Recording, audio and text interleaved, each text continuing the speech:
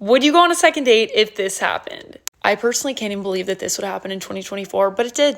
So one of my best friends called me last night. She's like, hey, Natalie, I need your advice. Like, I went on a date with this guy and he asked me on a second date and I don't know what to tell him. I say, okay, like, how did the first date go? So she tells me that she met this guy with a mutual friend, was super normal. He asked her on a date, said he was going to take her to dinner, picked her up at the time he said he would, took her to a nice restaurant.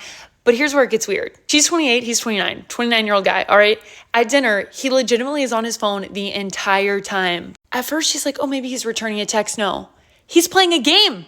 It gets so bad to where he won't talk to her that she starts talking about the game. She's like, all right, like, what game are you playing? He's like, oh, Jackpot World, do you want to spin? She's like, no, not really.